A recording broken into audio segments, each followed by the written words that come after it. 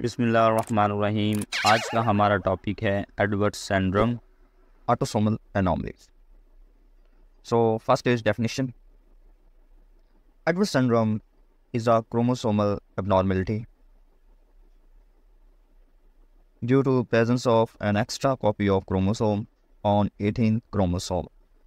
ये एक chromosomal abnormality है जिसमें 18 क्रोमोसोम पर जो पेयर होता है क्रोमोसोम का उसके साथ एक एक्स्ट्रा क्रोमोसोम आ जाए तो इसको हम कह देते हैं Edward syndrome. It is a rare but serious condition. ये बहुत कम होती है और जब ये होती है तो बहुत ही ज़्यादा सीवियर कंडीशन होती है। इसमें बच्चे के मरने के चांसेस ज़्यादा होते हैं। It is also known as trisomy 18। तो इसको हम ट्राइसोमी 18 कहते हैं। वो किस तरह कि अगर ये 18th क्रोमोसोम है पेयर की फॉर्म में, यह हर सेल के अंदर पेयर की फॉर्म में होता है, लेकिन जब मियोसिस होती है तो इसके साथ एक थर्ड क्रोमोसोम आ जाता है तो ये बन जाते हैं ट्राई। ट्राई का मतलब होता है 3 और सोमा मीन बॉडी, यानी कि 3 क्रोमोसोम एक ही कैटेगरी के एक सेल में आ जाएं तो उसको हम कह देते हैं trisome. Next, discovery of Edward syndrome. तो ये सबसे पहले किसने डिस्कवर किया था? It is name after John H Edward. ये एक साइंटिस्ट था, इसके नाम पर ही इस सिंड्रोम का नाम रखा गया और इसने डिस्कवर किया था 1960 में। नेक्स्ट है काजेज ऑफ एडवर्ड सिंड्रोम। तो काजेज की क्या है? Edward syndrome is due to non disjunction. तो ये नॉन डिसजंक्शन की वजह से होता है एडवर्ड सिंड्रोम। नॉन डिसजंक्शन क्या है कि अगर एक सेल है उसके पास 4 क्रोमोसोम है, ठीक है, अब जब वो डिवाइड करता है तो होना तो ये चाहिए कि हर सेल के अंदर 2 क्रोमोसोम हो, ठीक है, मियोसिस के दौरान। लेकिन क्या होता है, 2 की बजाय एक सेल के अंदर 1 चला जाता है और दूसरे सेल के अंदर 3 चले जाते हैं। तो इसको हम कहते हैं नॉन डिसजंक्शन। नॉन का मतलब है नो, डिसजंक्शन यानी कि क्रोमोसोम सेपरेट सही तरह से नहीं हुए, इसको हम कह देते हैं non disjunction. Sometime an error occur when egg या स्पर्म सेल इज फॉर्मिंग। अच्छा, ये उस वक्त होता है जब एग और स्पर्म सेल बन रहे होते हैं। Cause it to an extra chromosome. तो इसकी काज की वजह से क्या होता है कि एक एक्स्ट्रा क्रोमोसोम सेल के अंदर चला जाता है and this lead to Edward syndrome. ठीक है, तो इस तरह से फिर एडवर्ड सिंड्रोम हो जाता है। अब यहाँ पे देखें, नॉन डिस्टिंक्शन की बात हो रही थी कि वो क्या होता है। ये नॉर्मल सेल है।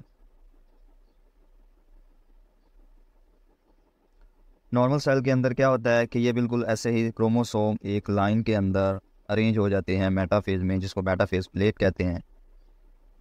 अच्छा, जब ये डिवाइड करते हैं इस तरह से तो अब ये देखें, ये 2 क्रोमोसोम ये नॉर्मली डिवाइड कर चुके हैं, ठीक है, ये एक दूसरे से सेपरेट हो गए हैं, तो इसको हम कह देते हैं डिसजंक्शन, यानी कि सेपरेट हो गए हैं।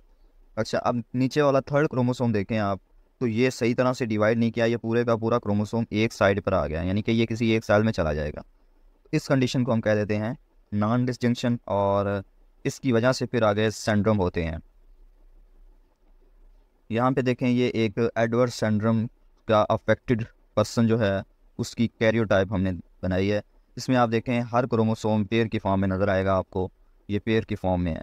लेकिन जब हम 18th क्रोमोसोम पे जाएंगे, 18 क्रोमोसोम है, तो इसमें हमें पेयर की फॉर्म में नहीं नज़र आएंगे, यहाँ पे हमें ट्रिपलेट की फॉर्म में नज़र आएंगे, 3 क्रोमोसोम नज़र आएंगे। तो इसको हम इसलिए कह देते हैं ये है ट्राइसोमी।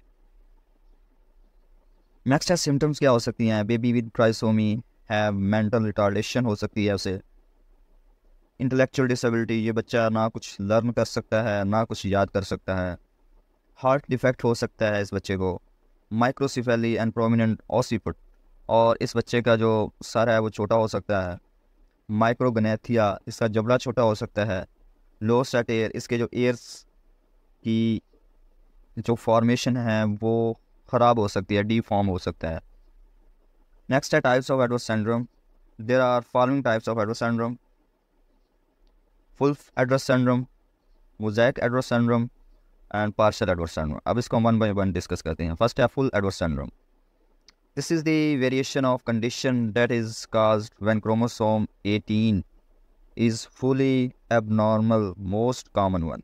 अच्छा, ये वाली जो बीमारी है इसमें क्या होता है कि एक 8 क्रोमोसोम जो है वो सही तरह से सेपरेट नहीं होता और पूरे का पूरा क्रोमोसोम एक्स्ट्रा उसके साथ चला जाता है, सेल में चला जाता है, तो उसको हम कह देते हैं फुल एडवर्ड सिंड्रोम या टोटल एडवर्ड सिंड्रोम।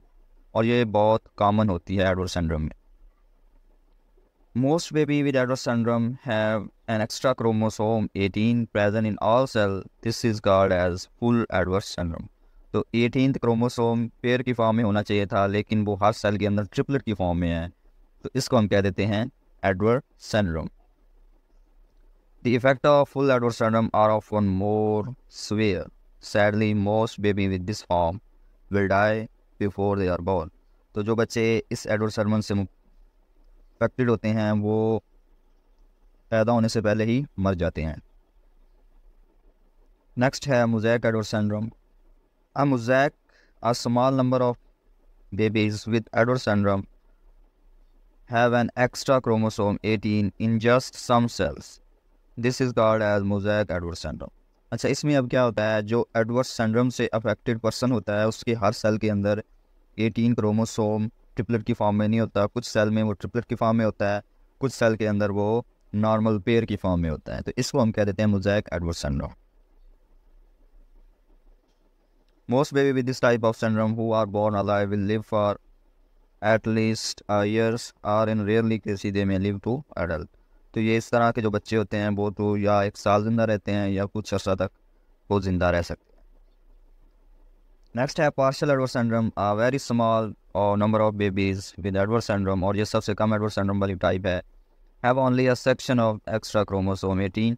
इसमें क्या होता है कि 18 क्रोमोसोम पेयर की फॉर्म में होता है, लेकिन उसके साथ 18th क्रोमोसोम का कुछ पार्ट आ जाता है, तो इसको हम कह देते हैं पार्शियल एडवर्ड सिंड्रोम। इसमें पूरा क्रोमोसोम नहीं आता, सिर्फ कोई उसका छोटा सा पार्ट आ जाता है। This is called partial Edward syndrome. Life expectancy देखें तो the average life span for half of the children born with this syndrome is less than 2।